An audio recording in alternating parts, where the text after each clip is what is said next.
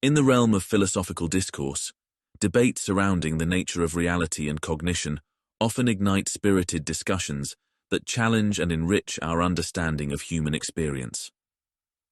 One such debate revolves around Ayn Rand's philosophy and its critique by philosopher Jerzy Flight.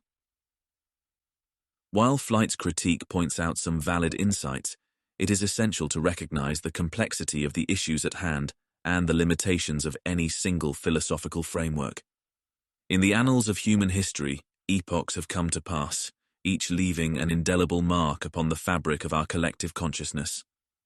Pre-modernism, with its moorings firmly anchored in the traditions of yore, harkens back to a time when the word of authority and the divine held sway over the hearts and minds of men.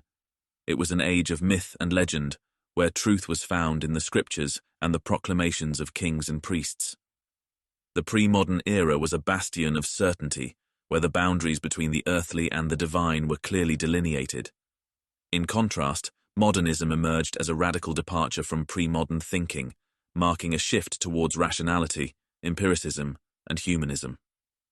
This transformative period is commonly associated with the Enlightenment, the scientific revolution, and the rise of industrialization. Modernists championed the power of reason and empirical observation to uncover universal truths about the natural world. The Copernican Revolution, which displaced Earth from the center of the universe, symbolized this newfound emphasis on empirical investigation and the rejection of traditional authority. The dawn of modernism, a revolution of the intellect and the spirit that shook the foundations of the old order, began not with a clash of swords or the roar of cannons, but with the quiet whisper of the Copernican revelation. With his audacious heliocentric model, Nicholas Copernicus shattered the geocentric dogma that had held sway for centuries, ushering in an era of scientific inquiry and rational inquiry, where the human mind was unshackled from the chains of superstition and ignorance.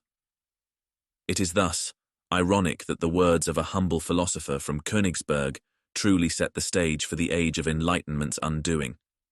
Immanuel Kant, in his seminal work, Critique of Pure Reason, laid bare the inner workings of the human mind, revealing the intricate machinery of perception and cognition.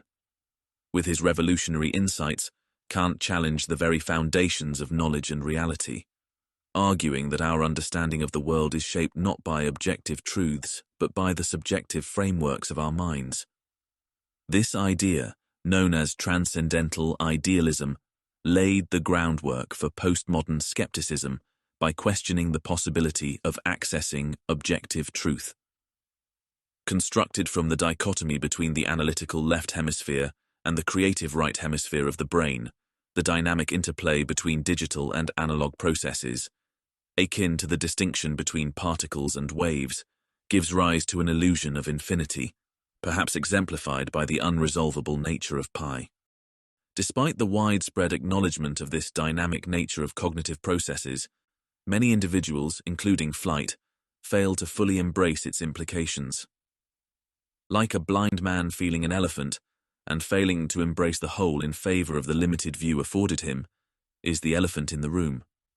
Those succumbing to this snare often find themselves entrenched in separate camps or tribes, such as continentals versus rationalists or left versus right.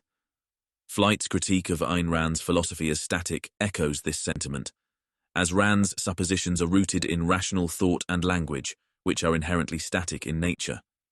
However, it is essential to recognize that rational thought and language are by their very nature static and serve a crucial role in human cognition and communication.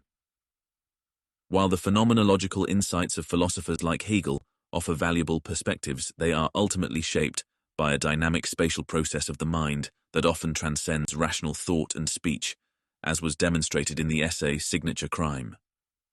Symbols, numbers, and language provide a framework for articulating these perceptions, allowing for meaningful discourse and understanding. In conclusion, postmodernism represents a skeptical position that questions the foundations of knowledge and reality inherited from modernism, even as life demands we navigate a conventional reality, making certain assumptions necessary. You must doubt the motor car barreling down the road, but it is still best to avoid getting in its path. Drawing on Kantian philosophy and Einstein's theory of relativity, postmodernism challenges traditional notions of reality, personal identity, and time, emphasizing their contingent and subjective nature. Rather than viewing these constructs as inherently good or bad, postmodernism invites us to critically examine the complex interplay of perception, culture, and language that shapes our understanding of the world. So, have fun with that, and make sure you look both ways before crossing the street.